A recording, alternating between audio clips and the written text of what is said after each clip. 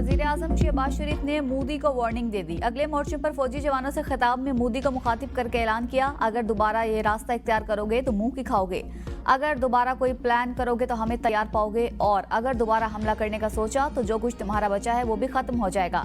हम तैयार हैं अमन के लिए भी और जंग के लिए भी। Choice is yours. Shahbaz Sharif ने साफ बता दिया, हम अमन के दाई हैं और मिलकर खित्ते कौम का गहवारा बनाएं, आग ना लगाएं। ये जंग सबक है, वक्त से फायदा उठाएं, अपनी कौम को धोखा ना दें, उन्हें गलत रास्ते पर मत लगाएं। आइए बैठे कश्मीर पर बात करें। वजीर आजम ने पानी को पाकिस्तान की डेडलाइन करार दे दिया। भारत को ललकार कर कहा, अगर हमारा पानी बंद करने का सोचा भी तो फिर खून और पानी एक साथ नहीं बहेगा। वजीर आजम की भारत के खिलाफ अजीम फतह और कामयाबी पर मुसल्लह अफवाज को मुबारकबाद।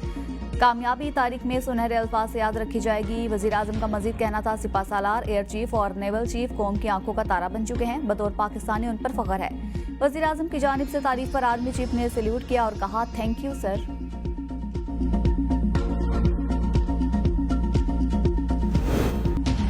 भारत की जानिब से दोबारा जारियत का इम्कान है। अगर ऐसा हुआ तो पाकिस्तान भरपूर जवाब देगा। वज़ीर दिफा ख्वाजा आसिफ कहते हैं, पाकिस्तान ने मोदी को तनहा कर दिया, उसका सियासी सरमाया खत्म हो गया, तो ऐसी सूरत हाल में बौखलाहट में मोदी कोई हरकत कर सकता है।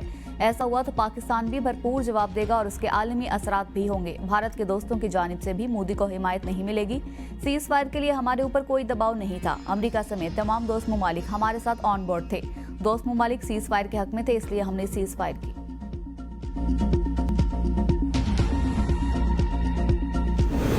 भारत की एक बार फिर एलओसी पर दरअंदाजी की कोशिश। भारत के ड्रोन्स की वादिया नीलम के तमाम सेक्टर्स पर परवाजें।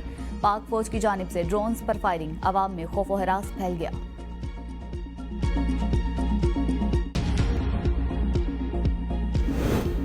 सदर मुमलिकत आसिफ अली जरदारी का सीएमएच रावलपिंडी का दौरा, जख्मियों की अयादत की। कहते हैं, हमें अपने बहादुर जवानों की कुर्बानियों पर फख्र है। पूरी कौम अपने सिपाहियों और शहरियों की कुर्बानियों को सलाम पेश करती है।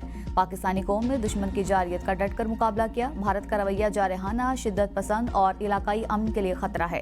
हिंदुत्व नजरिए से पूरे खित्ते की सलामती को शदीद खतरात हैं।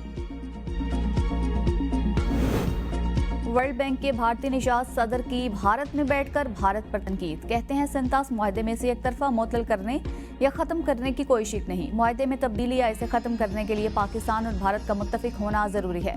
अमरीकी मीडिया को इंटरव्यू में वर्ल्ड बैंक के सदर अजय बंगा ने कहा कि भारत ने तकनीकी तौर पर मुआहदा अल्तवा में डाला। संतास मुआहदे में आलमी बैंक का किरदार एक सहूलतकार का है, न कि सालिस का। ये मुआहदा खुद मुख्तार मुल्कों के दरमियान है। वर्ल्ड बैंक को ये इख्तियार हासिल नहीं कि वह भारत और पाकिस्तान के दरमियान तनाज़ात में कोई फैसला करे या मुदाखलत करे।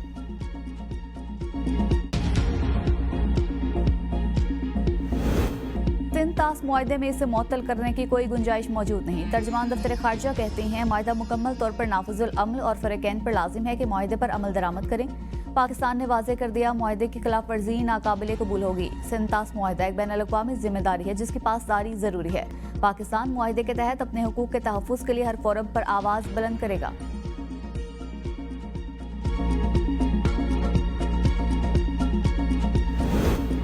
अमरीकी सदर का एक बार फिर पाक भारत एटमी जंग को रुकवाने का बयान। इंटरव्यू में कहा, मेरे ख्याल में ऐसा वक्त पहले नहीं आया कि एटमी जंग का इतना खतरा हो।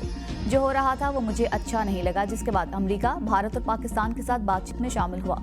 अगर एटमी जंग जैसा कुछ शुरू हो जाता तो ये बहुत बुरा होता। मैंने सोचा कि हमें मुदाखलत करनी चाहिए।